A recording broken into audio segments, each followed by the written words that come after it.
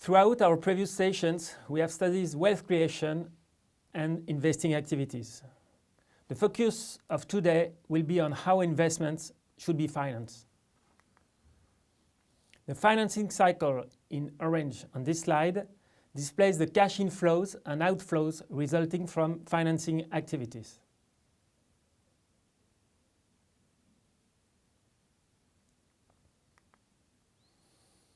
Financing cycle is the counterpart to the investment cycle and operating cycle. It covers the period from raising financial sources to their repayment.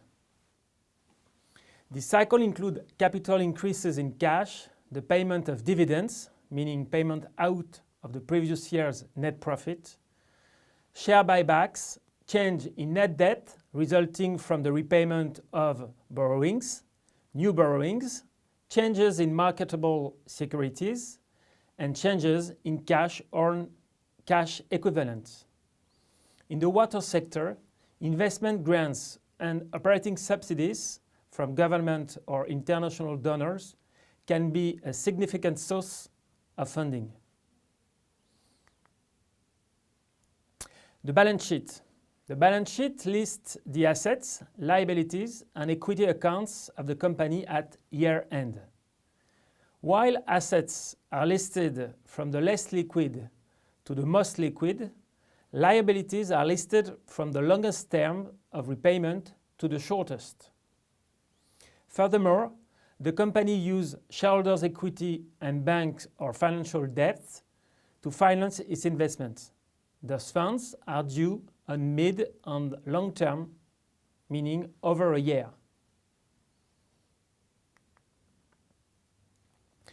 The company uses shareholders' equity and bank or financial debt to finance its investment. This phenomenon is referred to as the capital invested, in which the investment must gradually generate enough cash flow to repay debt and provide a return to shareholders.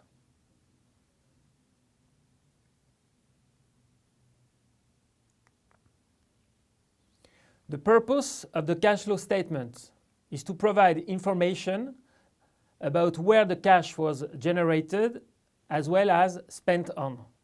The third part of the cash flow statement states the cash flows from financing activities. It is in blue on this slide. Cash flow from financing activities involve the cash received or paid for the issuance of debt, such as bonds, notes, or loans on the cash inflow side and loan payments on the outflow side, and the sale of the company stocks and not the stock of other company. The payment of dividends to shareholders is also a financing cash outflow.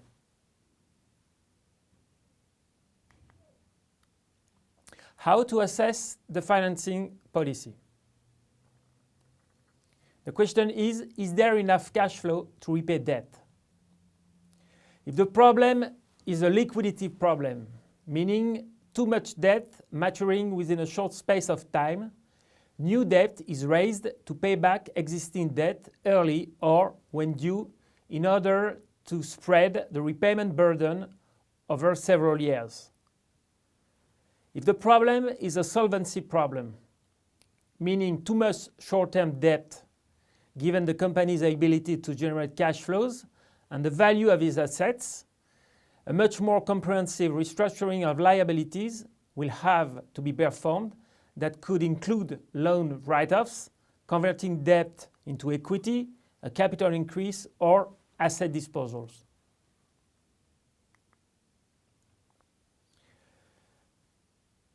Risk sharing between the shareholders and the bankers. The company uses shareholders' equity and bank and financial debts. The bankers want to mitigate his risk should the company go bankrupt, and as such, he will not finance more than the shareholders and will take guarantee to secure his investment. That's the banker's point of view. The shareholder's point of view now. He has three concerns: the amount of equity, the past return on his investment, it's called return on equity, and the return for the next years. So the shareholder wants to mitigate his risk and find other sources of funding for the company. In doing so, the shareholders will want to share risks with the banker, and for that, he will compare the amount of his equity with the bankers. Since the company must gradually generate enough cash flow to repay debt and provide a return to shareholders, the return on equity will be closely monitored. At last, whilst looking at the past, return on equity is critical for shareholders, it is of equal importance to examine whether there will be any substantial changes over time. The company business plan needs to be challenged to check the capacity to pay dividends in the future.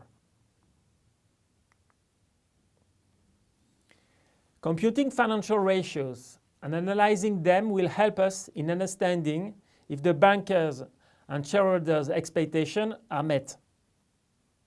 In doing so, we will make use of the debt-to-equity ratio, a key ratio. The debt-to-equity ratio is a financial ratio indicating the relative proportion of shareholders' equity and debt used to finance a company's assets. So we divide total liabilities by shareholders' equity. A high debt-equity ratio is often associated with high risk, highlighting the fact that the company has been aggressively financing its growth using debt. Net debt instead of the total of liabilities can also be used to compute this ratio.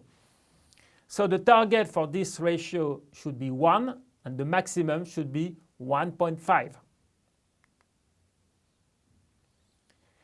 Additionally, the net debt to EBITDA ratio is very helpful in calculating the repayment period needed to repay the company's debt. The net debt to EBITDA ratio is a debt ratio that shows how many years it will take for a company to pay back its debt if net debt and EBITDA are held constant. So we divide net debt by EBITDA. If the company is to have an acceptable capacity to meet its repayment commitments as scheduled, the net debt to EBITDA ratio should not be in excess of 3 years. Another common ratio you should know to compute and interpret is the debt service coverage ratio, DSCR. The debt service coverage ratio is a measurement of the cash flow available to pay current debt obligation. The ratio states net operating income as a multiple of debt obligation due within a year, including interest, principal, sinking fund, and lease payment. If the company is to have an acceptable capacity to meet its repayment commitment, the debt service coverage ratio should be at least equal to 1.2. You divide EBIT by debt service to compute this ratio. The interest coverage ratio is a debt ratio and profitability ratio used to determine how easily a company can pay interest on its outstanding debt. The method for calculating interest coverage ratio may be represented with the following formula: EBIT divided by interest expense. When a company interest coverage ratio is 1.5 or lower, its ability to meet interest expenses may be questionable, while a ratio of 2.5 or greater is generally acceptable, although this ratio can vary depending on your industry. We'll make use of the Water Utilities Corporation from Botswana as a case example for this case study. Let's begin with the debt to equity ratio. And for this, we need the shareholders' equity and liabilities value displayed on the company's balance sheet. So we have the balance sheet on the left of this slide. And we divide total liabilities by shareholders' equity. And the ratio is 0.16. It's less than 0.5. Concurrently, the debt-to-equity ratio can also be computed using the net debt as numerator. So you take a look at the slide to see the details of this calculation. The ratio is 0.04, so it's less than 0.5. In both cases, low percentage indicates that the company is using less leverage but maintains a strong equity position thanks to government contribution. But when we compare equity and borrowings to non-current assets, we find out that long-term financing is unable to finance fixed assets, which is quite unsafe. Bear in mind that you should not finance a long-term asset with a short-term loan.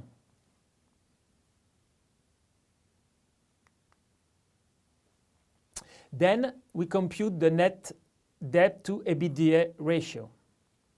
So net debt is equal to non-current liabilities plus borrowings minus cash and cash equivalent, appearing on a company's balance sheet.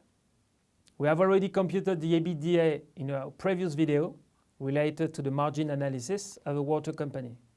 A negative EBITDA implies that the company is not able to meet its repayment commitments.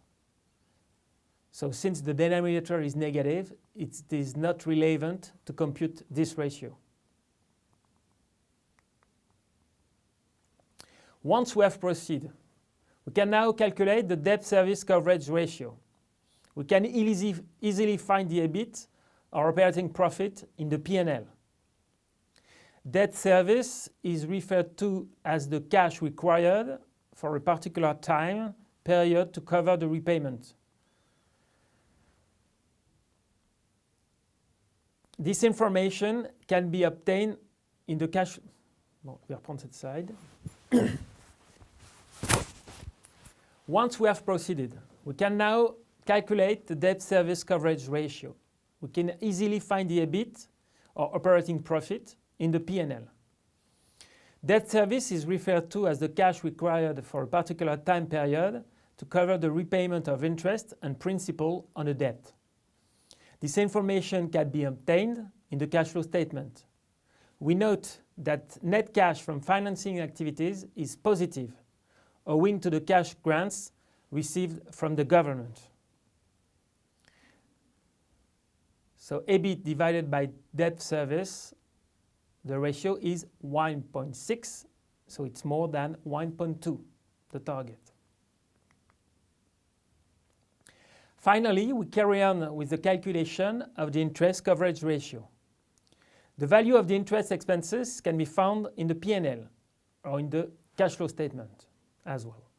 An interest coverage ratio is greater than 2.5 or lower that demonstrate the company's ability to meet its interest expenses. So it's, in this case, we have 3.1. It's more than 2.5.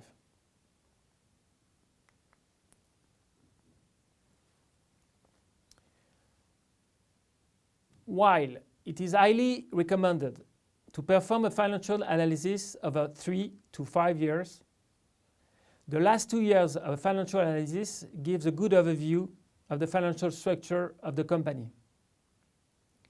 The very low debt-to-equity ratio indicates that, apart from the government, the company has difficulties to find other sources of financing. The other liquidity ratio shows that EBIT covers the repayment of interest and principals. However, remember that EBIT is not similar to cash flows.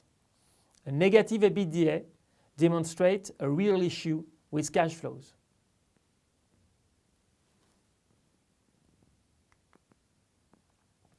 When looking at the cash flow statement, we note that net cash from financing activity is positive.